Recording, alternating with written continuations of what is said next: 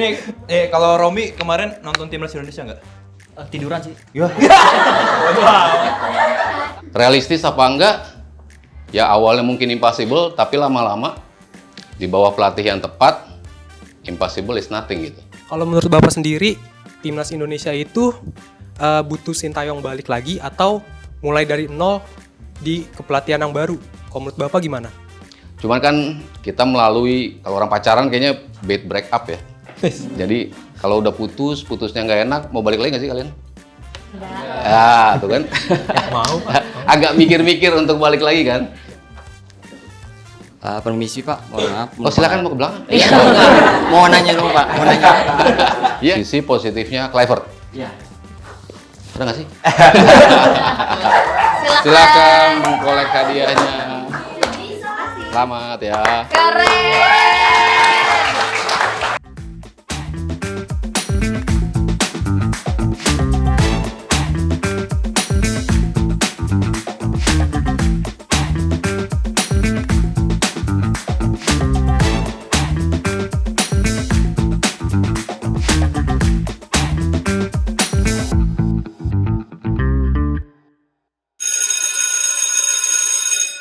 Apaan? Ini gue baru lihat. Kenapa bisik-bisik sih? Soalnya gue biasanya kelas kan rumput ya bawahnya. Betul. Ini ternyata ada yang lantai gini ya? Iya, terus kita ternyata biasanya bertiga doang tahu. Iya. Tapi hari ini tuh beda. Iya, rame kenapa bisik-bisik? Iya, ini juga soalnya rame banget. Gue kan gak enak ya. Soalnya katanya kita lagi ada di MNC University.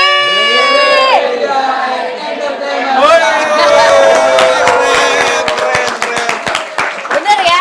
Benar. Bener, berarti kita lagi di MNC University ini ya. Kampusnya ya keren banget. Ini teman kita juga. Iya nih. Kamu di mana aja? Iya, aku kan di sini maba. Oh, maba. Main bareng. Mahasiswa bau. Ih, lucu banget ya. Lucu banget ya dia ya.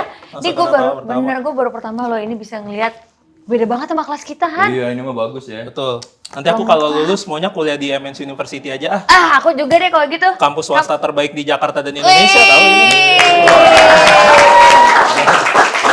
Pak, kuliah gratis ya. Siap. Saya di kampus lain juga bilang gitu, Pak. Han, tapi ini kan Nggak spesial dong. ini rame, Han. Iya, rame banget nih. Kalau rame kita bahas apa nih ya? Karena kan beda gitu atmosfernya. Oh, kita bahas yang lagi rame-rame di supermarket itu aja. Nggak usah, nggak usah, beda. Itu rame karena di demo. Oh iya, Kalau ini beda, Han. Kira-kira ngapain nih kita? Orang ngapain sih ngomong gitu? Iya nih, kalau Romi kemarin nonton Timnas Indonesia nggak? Tiduran sih. Iya. Tanya, Pak. Kira lu tanya. Apa? Oh, Kamu siapa namanya? Kakak Sabil, Kak Sabil. Tapi kemarin nonton timnas nggak? Nonton timnas. Beneran? Full. Siapa nama pemain Irak? Ya. Gak penting. Oh iya, salah. Tapi nonton kan? Nonton dia, Ren? Nonton. Nah, karena kita Oh. mau bahas Timnas Indonesia juga. Tuh. Pas banget. Tapi sedih ya, Timnas itu kan jadi mimpi kita juga ya. Iya. Untuk 2026 tuh pengennya bisa nonton Indonesia di sana. Iya, sayang sekali. Ini pasti lagi jadi perbincangan juga. Pasti Anda tahu nih topik-topik hangat tentang Timnas. Betul. Betul dong. Iya, emang apa? Panjangin dong. Oh enggak, iya maksudnya kan kita gagal ke Piala Dunia, terus itu kayak mimpi jutaan orang. Padahal pelatihnya pulang ke sono udah makan popcorn lagi di tribun. Gitu. Makanya. Kayak chill aja gitu ya. Iya, kitanya Bener. nyesel. Tapi aku penasaran nih karena Iya. kita lagi sama kakak-kakak di sini ya kan di MNC University. Gurunya siapa ya hari ini? Dosennya. Dosen, dia Kampus dosen. ini ya. Kalau dosennya siapa ya? Bahas Timnas tapi di Oh, kampus. ada teman saya namanya Pak Andri. Pak Andri. Iya, Pak Andri. Oh. Tapi hari ini nggak ada dia. Ya, nggak usah. Jadi Nggak, jadi ada apa nggak? Ya diganti. pasti aja deh. digantiin ada sama teman saya. Oh. Nggak teman, kalau ini nggak teman. Ini guru kita juga yang biasa Iya. ada di kelas yang bertiga doang itu. Oh, untuk bahas Timnas nih Iya, ya. jadi dia selain belajar di sekolah kita, di kuliah juga di kampus. Oh, pantesan. Betul, iya. Mana gurunya? Dia Mana dosennya? Mana Betul. dosennya? Iya ya. Pak dosen. Pak dosen. Pak dosen. tuh, ya, susah. Oh, Pak dosen Sabto. Pak Andri. Tepuk tangan dong untuk Pak dosen. Bapak juga. Iya, ternyata, saya Pak. juga menjadi dosen. Oh. Jadi kalau saya buru-buru pulang dari tempat kalian, saya kesini. Pantesan, Ketemu Pak Andri doang sih. Gak ngajak. Ngopi di bawah kan? Ngopi doang ya, Pak. Selamat sore, manggilnya. manggilnya apa nih anak-anak, adik-adik? Biasanya dipanggil apa sih? Adik-adik ya? Adik-adik ya. Jadi saya abang-abangan kalian ya. Iya benar. Sebelumnya, kayak pengen tahu nih, ada yang fans MU nggak? Dia Pak. Gak apa-apa, ya. gak apa-apa, jujur boleh kok. Ada fans MU. Selamat, Anda telah menamatkan sepak bola dengan mengalahkan Liverpool. Ada fans Chelsea. Satu doang fans Chelsea. Fans apa? Yang paling banyak fans apa sih di sini? Wih, Real Madrid. Berapa kali juara? 15, luar biasa. Semalam menang lagi ya. 1-0 cukup. Yang penting menang. Nggak perlu main indah kan? Yang penting menang.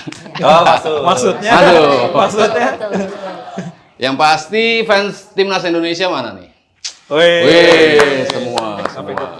Fans pemainnya atau pelatihnya?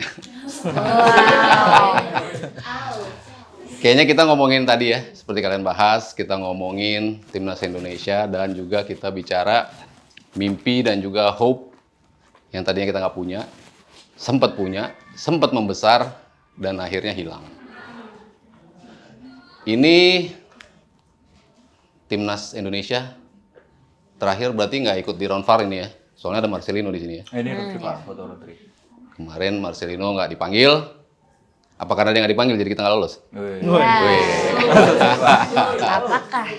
Belum tentu juga ya. Kan sekarang isunya kan belum tentu gitu kan. Kalau kemarin pelatihnya sama, apa kita bakal lolos? Belum tentu. Ya kalau yang ini juga belum tentu juga kan. Ternyata kita nggak lolos juga gitu. Tapi mungkin yang menarik adalah statement dari Alex Pastur ya. Mungkin ini dulu ya. Mimpi timnas Indonesia lolos ke Piala Dunia. Kalau kita jujur, kita bicara 4 tahun lalu, siapa sih bermimpi kita bisa ke Piala Dunia? Saya pribadi belum bermimpi ke situ. Mimpi sih ada mimpi gitu ya, cuman kayaknya nggak melihat itu sebagai hal yang cukup realistis. Karena ya kita bicara 4 tahun lalu, timnas kita kualitasnya seperti apa sih? Kita lawan Vietnam. Kok saya suruh pindah terus? Kita lawan Vietnam aja kesulitan, lawan Thailand kesulitan. Kok kita berani bermimpi untuk ke Piala Dunia gitu? Kita selalu stuck di round 2, kita nggak pernah bisa lolos ke round 3. Di Piala Dunia sebelum ini, kita di round 2, poin kita cuma dapat 1. 1 kali imbang, selebihnya kalah. Artinya di ASEAN sendiri, kita belum berprestasi, kita belum punya timnas yang cukup baik kualitasnya untuk bisa bermimpi ke Piala Dunia. Tapi kan perlahan-lahan mimpi itu akhirnya muncul. Ketika ada hope yang dihadirkan oleh, harus kita akui, pelatih kita yang sebelum ini, Sintayong membangun timnas kita di segala usia, U20, U23, dan senior. Dan perlahan-lahan kita bisa menatap ke round 3. Dan bisa akhirnya lolos ke round 3. Walaupun start di round 2-nya kita jelek banget. Kita kalah dari Irak 5-1. Kita imbang lawan Filipina, yang di atas kertas kita harusnya menang. Tapi kita akhirnya cuma bisa skor imbang. Tapi perlahan-lahan datang pemain-pemain dari Belanda, J.I.S. datang, Ragnar Ratmangun, Tom Haye, dan akhirnya kita punya tim yang cukup kompetitif untuk bisa berada di posisi untuk lolos ke round 3. Syarat-syarat kita harus menang lawan Vietnam, kita harus menang lawan Filipina. Akhirnya kita penuhi. Kita lawan Vietnam menang 3-0 di Hanoi. 20 tahun kita belum pernah menang di sana, tapi akhirnya kita bisa menang dengan materi yang ada. Perlahan-lahan hope dan mimpi itu muncul. Kita masuk ke round 3. Kita masuk di grup yang luar biasa berat. Kalau kita bicara kualitas semua tim yang ada di round 3, grup kita itu paling amsyong lah istilahnya ya. Karena Jepang adalah peringkat pertama di pot 1, Australia peringkat pertama di pot 2, Arab Saudi peringkat pertama di pot 3, Bahrain peringkat pertama di pot 4, dan Cina peringkat pertama di pot 5. Jadi semua jagoan-jagoan di potnya masing-masing itu tergabung di grup kita. Kita bermimpi, tetap kita punya mimpi. Based on apa yang kita lalui di round 3. Di round 2, kita masuk ke round 3. Tapi gimana untuk merealisasikan mimpi itu?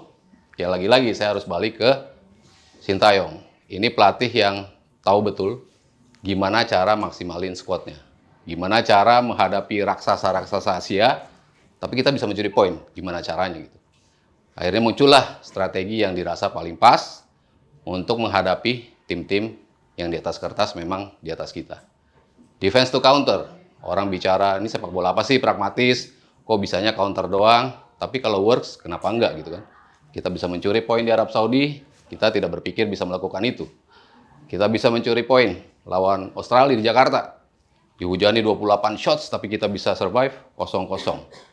Ada hope yang semakin besar. Lalu lawan Bahrain, hampir menang, akhirnya imbang. Slip di laga lawan China. Kalah lagi lawan Jepang. Kalau saya melihatnya adalah perjalanan 5 laga itu menjadi pembelajaran bagi timnas kita. Gimana menghadapi 5 laga berikutnya. Kita kan menghadapi 10 pertandingan. 5 awal, 5 berikut. Start dari 5 berikut, kita harus menang dulu nih lawan Arab Saudi. Based on apa yang sudah kita dapatkan pelajarannya dari 5 laga pertama. Akhirnya kita bisa menang nih lawan Arab Saudi. Di luar kalkulasi juga pastinya.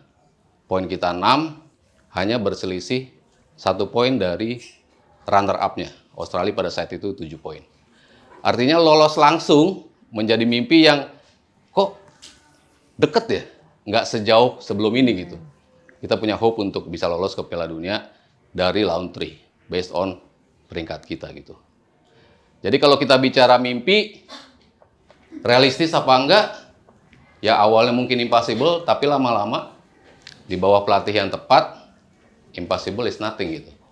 Kita bisa bermimpi dan kayaknya perlahan-lahan bisa nih mimpi kita terwujud gitu. Bicara realistis, ada tim yang pernah masuk ke Piala Dunia dengan peringkat yang paling rendah.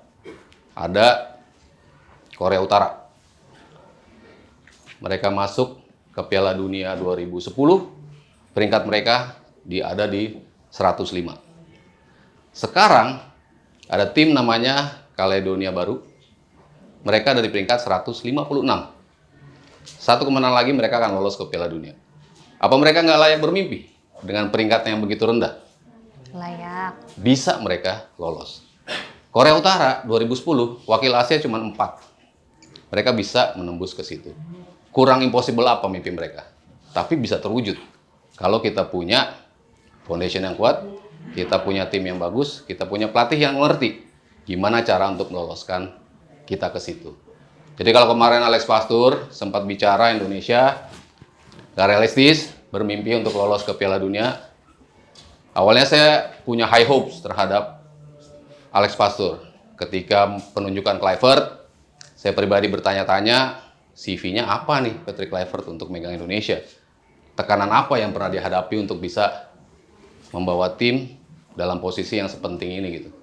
Tapi ada Alex Pastur di bawahnya dengan narasi pernah mempromosikan 3 klub berbeda di untuk masuk ke Eredivisie.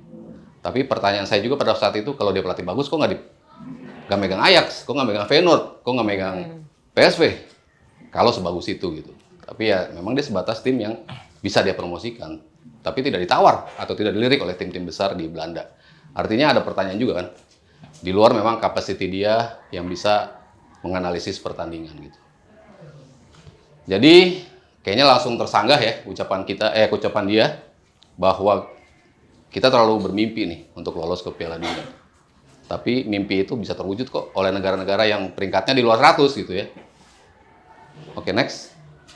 Dan kalau kita bicara peringkat sekarang kita di 119 dan sebelumnya kita di ada 170-an. Itu kan kulminasi atau apa ya? Gabungan dari permainan buruk kita di masa lalu. Akhirnya kita sempat ada dualisme, akhirnya membuat peringkat kita memang turun.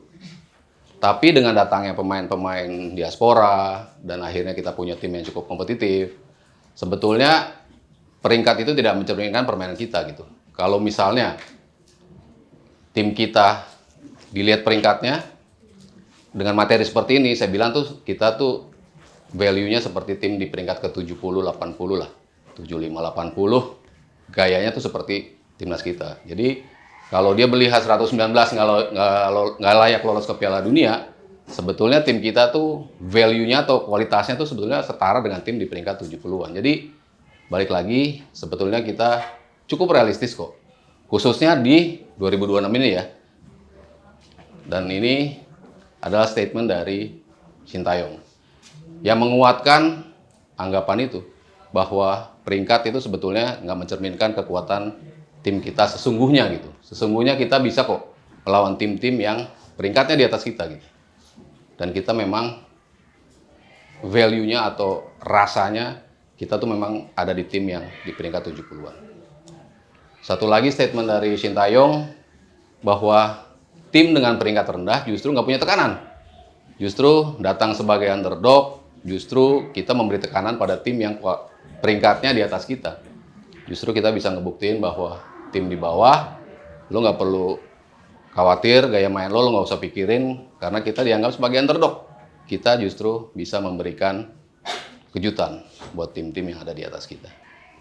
Loh, udah ya? Udah, Pak.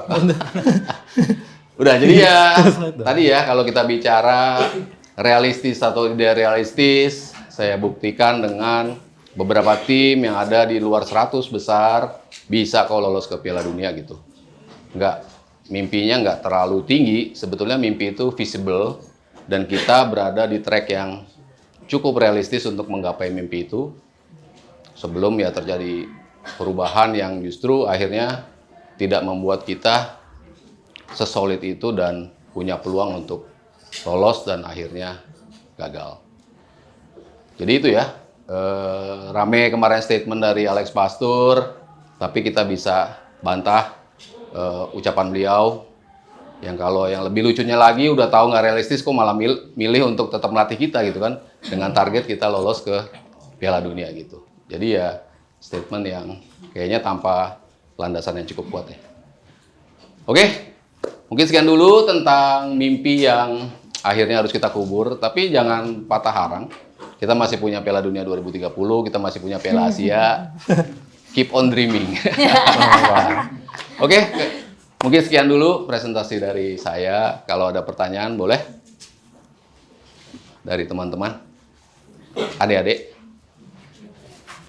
Ya, loh kamu bukan operator? Nyambi Ya, dengan siapa?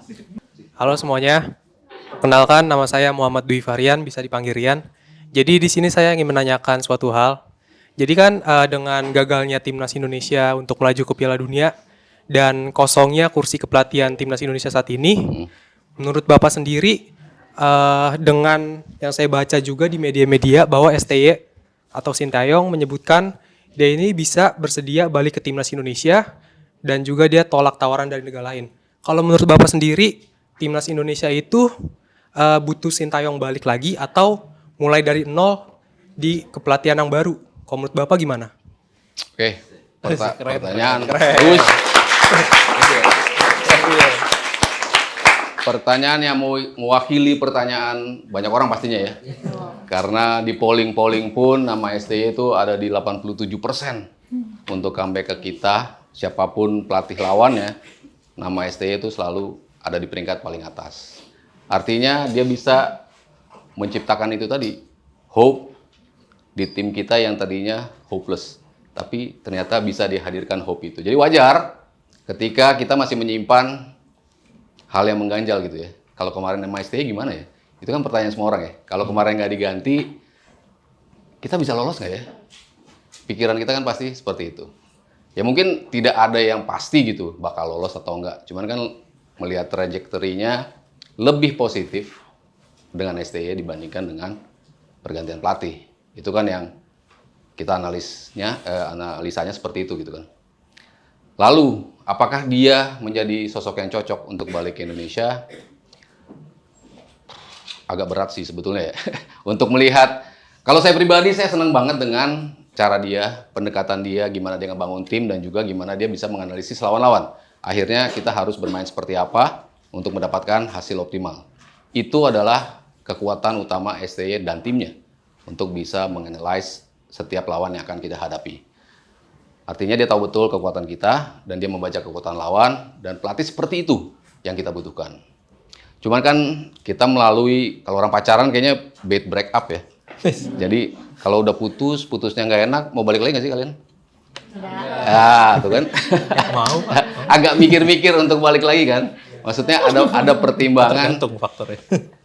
Bisa nggak ya, bakal works kayak sebelumnya apa enggak ya gitu. Nah, saya tuh lebih melihatnya seperti itu. Kalau dia kembali, kehebohan, kegaduhan, sosial media pasti akan terus begitu kita kalah tuh kan emang jelek ini pelatih bakal muncul omongan-omongan seperti itu. Kalau dia hebat tuh kan kenapa nggak dia aja? Pasti akan ada komparasi terus-terusan bersama timnas kita gitu. Jadi kalau tetap dia ada di kita, kalau saya pribadi kasihan nama dia gitu. Udahlah biarkan dia menaruh legacy kita yang kemarin seperti itu. Biarkan kita terus merasa menyesal dengan kehilangan dia gitu. Tapi kalau dia balik, nanti justru bisa tarnish atau bisa merusak reputasi dia gitu. Misalnya balik keduanya tidak sesuai dengan harapan kita gitu. Jadi orangnya mungkin tepat, personnya right, tapi momennya bukan right moment gitu untuk balik melatih timnas Indonesia. Quality wise, saya suka banget dengan dia. Tapi momentumnya saya nggak mau kita menghadapi masa-masa kegaduhan lagi di sosial media gitu. Jadi untuk sekarang kayaknya lebih baik start dengan pelatih yang berbeda, pelatih yang baru, sehingga kita bisa menutup buku dulu nih untuk Sintayong, untuk Patrick Kluivert. Mungkin itu jawaban saya. Ada lagi mungkin?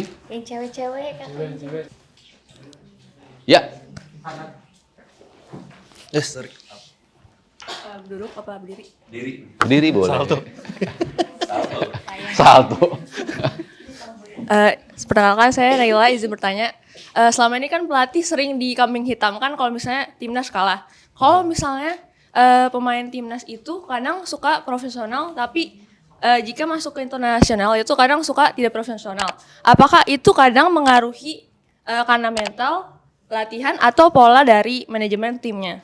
Dan apakah kalau misalnya tanggung jawab pelatih itu selalu dikambing hitamkan, jadi kayak misalnya selalu ditumpukan ke pelatih gitu? Itu apakah emang seperti itu? Apa gimana gitu? Ya. Terima kasih. Terima kasih pertanyaannya. Ya, mau nggak mau ya, pelatih itu akan menjadi pusat dari cercaan, menjadi sosok yang disalahkan kalau sesuatunya tidak sesuai dengan harapan. Memang pelatih itu kan bisa dibilang duduk di kursi panas. Jadi kalau lo sukses, akan dipuji habis-habisan, kalau gagal pun akan dihujat habis-habisan gitu. Itu merupakan tanggung jawab seorang pelatih gitu. Dan ketika mengambil pekerjaan, dia pasti tahu risikonya kalau gua gagal, gua akan kena seperti ini. Kalau gua sukses, nama gua akan harum. Itu yang terjadi dengan Sintayong, namanya harum sampai sekarang. Sebaliknya apa yang terjadi pada Patrick Kluivert? Dia akan disalahkan. Karena dia sudah tahu ketika mengambil pekerjaan, kita konteksnya ke timnas kita ya, sudah tahu betapa sulitnya pekerjaan ini, betapa besarnya harapan negeri ini terhadap timnas ini, sehingga kesalahan itu akan fatal buat dia. Tapi dia setuju untuk mengambil pekerjaan ini. Artinya dia sudah tahu risiko yang diambil. Sayangnya dia nggak mau balik dulu ke sini sebelum ke Belanda ya. Dia pulang langsung ke Belanda. Jadi ya emang itu menjadi tanggung jawab pemain. Ya walaupun kadang-kadang kita melihat juga pemainnya nggak bisa ngikutin skema pelatih. Ini mah skemanya bagus, pemainnya aja kurang bisa memahami skema. Ada case-case seperti itu gitu. Tapi tetap aja blame-nya pasti akan di pelatih. Karena pelatihnya kadang-kadang terlalu ngotot untuk memainkan skema tertentu. Udah jelas pemain lo nggak ngerti untuk mainin ini, tapi kenapa dipaksain? Ada juga yang akhirnya berbalik menyalahkan ke pelatihnya. Padahal murni karena pemainnya tidak cukup siap untuk menerima gaya bermain yang baru misalnya seperti itu gitu. Jadi blame-nya tetap akan ada di pelatih. Mungkin seperti itu, Jo. Kayaknya kurang puas ya jawabannya. Seperti itu. Oke, ada lagi? Terakhir. Wish. Permisi Pak, mohon maaf. Oh silakan mau ke belakang. Mau nanya dong Pak, mau nanya. Iya iya iya. Saya mau ke toilet tanya, ya, Pak. Dari segi berpengalaman kan Sintayong lebih lama Pak ya pelatihnya untuk daripada Patrick Kluivert. Jadi pertanyaan saya, apa sih hal yang lebih menonjol dari Patrick Kluivert dari segi pengalaman atau dari segi formasi atau segala yang pernah dia latih gitu? Mungkin itu Pak. Terima kasih. Oke. Sisi positifnya Kluivert. Iya. Ada nggak sih? Lebih menonjol apa dari dia? Bahasanya aja sama itu. Enggak ya. Kalau kita bicara, ya saya kan juga suka Barcelona ya. Jadi saya melihat Kluivert sebagai mantan pemain yang cukup punya kesan yang positif lah di Barcelona, menjadi scorer yang cukup hebat. Sebelumnya di Ajax juga. As a player, ini pemain luar biasa. Dia predator betul di kotak penalti.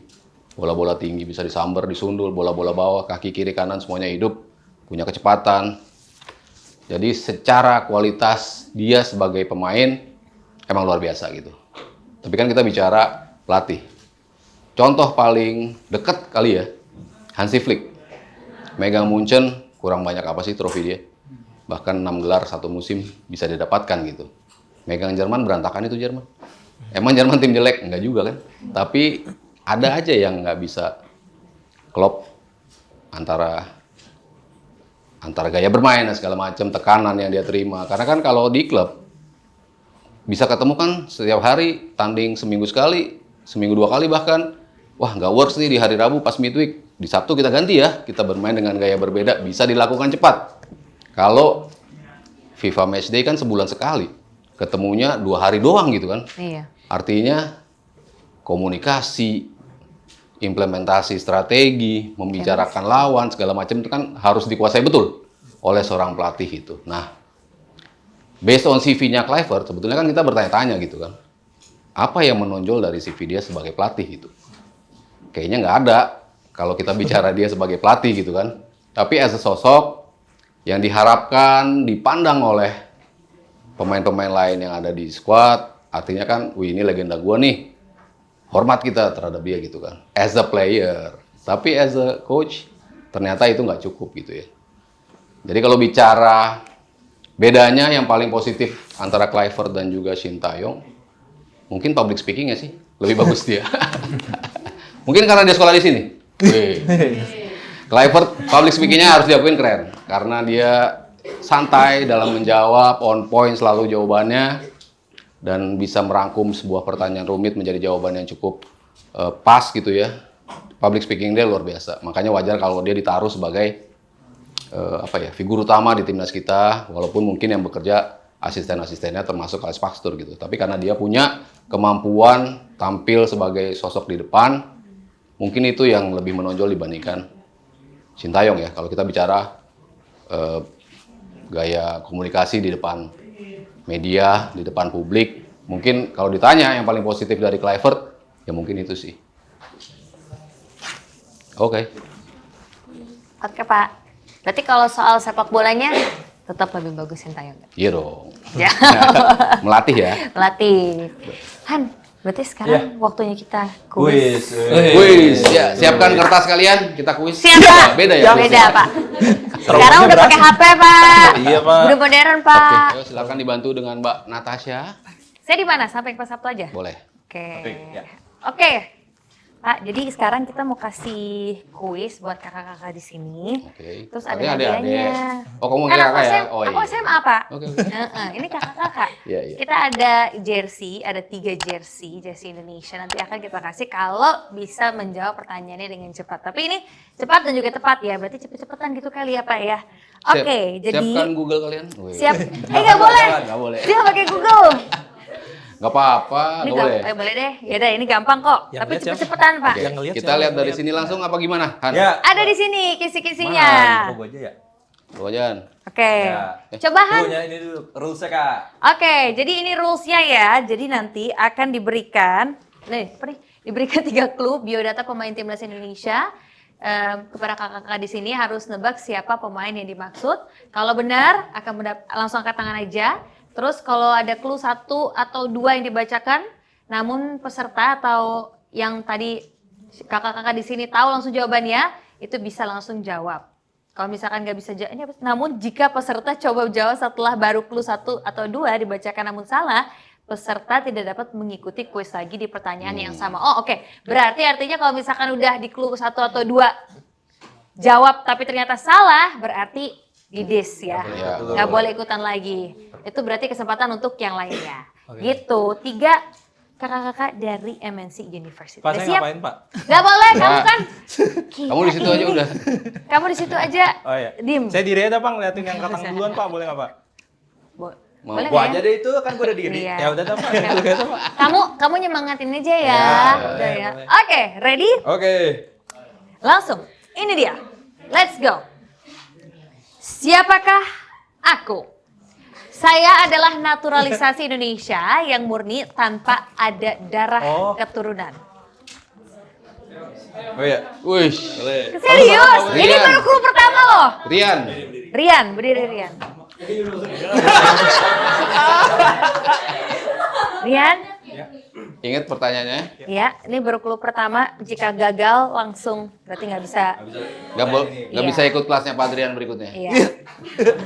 Diskurs. Silakan. Jawab. Jadi menurut saya Mark Locke. Coba teks kedua. Cek dulu. Clue berikutnya adalah saya naturalisasi Indonesia murni tanpa ada darah keturunan dan saya merupakan kapten klub asal Jawa Barat. Ini harusnya udah jelas banget ya. Lalu saya kemarin berpasangan dengan Pak Lukesi saat Indonesia kalah 3-2 dari Arab Saudi dan Jawa Barat. Maju dong, maju dong. Silakan Rian. Langsung. Asik. Buat kamu. Wih. Selamat ya. Rian. Jago. Enggak, sebenarnya Rian tadi pas operate dia udah lihat. Enggak. Pas di slide. Oh. Kita di kiri ya. Oke, berarti kesempatan buat yang lainnya. Masih ada 2 lagi jersinya. Let's go. Langsung kita kasih ini dia. Clue-nya yang pertama, saya berposisi sebagai back tengah. Back tengahnya banyak banget. Apakah sudah ada nama-nama? Lanjut ya. Next. Saya berposisi sebagai back tengah. Nama saya Ya, seperti Ya. penyanyi dangdut. Tunggu. Kamu kalau kedua ada dangdutnya kamu langsung tahu ya. Ini berarti suka nih sama nyanyi Adanya Mas dangdut. Budi ya?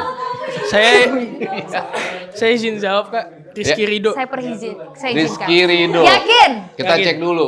Siapa Dari tahu. gambarnya sih. Dari gambarnya. Dari gambar. Sama cluenya. Sama cluenya. Enggak. Dari dangdut kamu Iya, udah tahu tadi. Iya. Dari dangdut sebetulnya. Iya. Clue Gambarnya ketiga. juga meyakinkan sih. Saya masih berusia 23 tahun namun saya membela 2 klub besar di Indonesia. Mau diganti nggak jawabannya? Enggak, tetap. Klubnya Benar. apa? Iya. Klubnya apa? Persija sama satu lagi apa ya? Lupa gitu. Persebaya. Oh. Bersama Persibaya ya. Terus? Oke. Wih. Silakan dikasih sama Pak dosen Sabto. Mau dikasih saya, mau dikasih kakak? Buat saya Pak. Buat saya. Ya udah deh buat kamu. Sip. Makasih. Selamat ya. Ih, Kamu aja. keren-keren. Gimana Pak sejauh ini? Luar biasa. Pengetahuan dangdutnya. Masih ada satu untuk yang Satu belum. lagi. Cewek-cewek, ayo. Ayo cewek-cewek, siapa yang bisa? Nah, khusus buat Satu cewek-cewek kali khusus, ini. ya. Semoga bisa. Yuk, kita masuk ke pertanyaan terakhir. Pertanyaan ketiga ya. Cluenya. Saya memiliki darah keturunan Pare Jawa Timur. Oh itu. Wah. Anggir. Mana? Yang mana? Itu Oke, Ya, silakan kacamata. berdiri. Ini baru clue pertama. Cukup Saya udah memiliki berani? darah keturunan Pare Jawa Timur tuh. Tadi pas aku nanya udah berani? Martin Jawab. Paes. Martin Paes. Martin Paes Oke. emang dari Pare? Oke, Paes dari Paes. dari Pare. Martin Paes. Martin dari Paes ya? Oke, kita hold dulu. Kita lihat clue yang kedua. Saat ini saya berkarir di MLS, Liga Sepak Bola Amerika.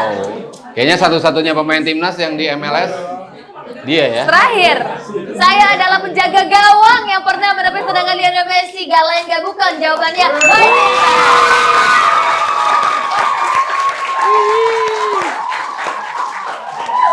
Silakan. Selamat ya. Keren. Pak, ternyata kayaknya nggak butuh sampai 3 clue ya. Satu Clue pertanyaan pertama doang udah aja bisa, langsung luar bisa. biasa. Gimana Pak pengetahuan bolanya Luar dari biasa, kakak-kakak luar di sini? biasa. Ternyata clue pertama langsung Yes. bisa menebak ya. Iya. Padahal nggak gampang ya. Nggak clue gampang. pertama ya. Iya, tepuk tangan dong untuk kita semua. Terima kasih. Oke Pak, saya tinggal kalau gitu Pak. Oke, kalau gitu sudah kita. Kakinya Pak kepotek. Apa nih ya? Kepotek. Ada. Oke. Cukup Pak. Cukup ya kalau gitu kita sudahi dulu untuk School of Football kali ini. Moga-moga kita bisa bertemu lagi di lain kesempatan seperti janji Pak Adrian. Mungkin kita bisa berkunjung lagi ke sini ya.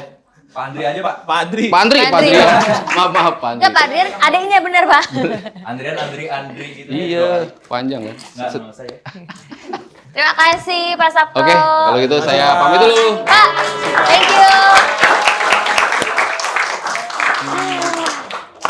Wah, seru banget ya. Iya. 2020 berapa tadi Pak? 2030. 2030. Gimana nih Yakin nggak kakak-kakak? Romi kita masuk Piala Dunia 2030? Kita emang pemain bola. Wih, Romi. Badminton. Keren. Yakin nggak kita lolos Piala Dunia 2030? Insya Allah kalau Allah mengizinkan. Oh, benar. Islami. Yang sebelah City. Kira-kira menurut lo yakin gak kita ke Piala Dunia? Harus yakin, Pak. Kenapa? Ya biar terwujud cita-cita mimpi buat semua Indonesia. Biar terwujud. Oke. Tapi 2030 kan lama banget Romi. Ya semoga aja enggak Romi yang ini. Nggak semua orang namanya Romi. Iya. Beda-beda. Nggak, aku emang ngomongnya ke Romi tapi lihatnya ke kamu. Cela kayak nggak Romi mulu. Jadi kalau menurut kamu kita bisa nih 2030? Semoga Berarti bisa. kamu umur berapa 2030 Kak? Berarti 24 mungkin. Ya. 24. Mungkin. Sekarang 19, Pak. Kok lah? Kenapa lah? Oh iya bener ya? Bingung dia. Oh ya udah kalau gitu semoga di umur 24 tahun kita bisa lihat Indonesia di Piala Dunia ya kalau gitu. Udah. Ya udah deh kalau gitu. Terima kasih kakak-kakak semuanya untuk hari ini. Semoga kita bisa kesini lagi dan semoga nanti kalau kita udah lulus SMA bisa kuliah di sini juga ya Do ya. Aku udah dari kecil dulu waktu masih TK, papaku udah bilang dulu kamu kalau kuliah harus di MNC University. Iya. Peres ya kamu ya. Ya udah. Makanya Iya. kan aku di rumah 3 bersaudara, MN sama Si. Oh pantesan. Lu MN atau sih? Gua yang University. Ya udah kalau gitu kita jajan aja yuk. Udah Betul. selesai di sekolahnya. Jajan apa? Jajan ada cilok di Oh, sini. cilok. Ada juga kan? Ya udah kalau gitu. Teman-teman semuanya, thank you so much sudah menyaksikan episode spesial di School of Football kali ini di MNC University.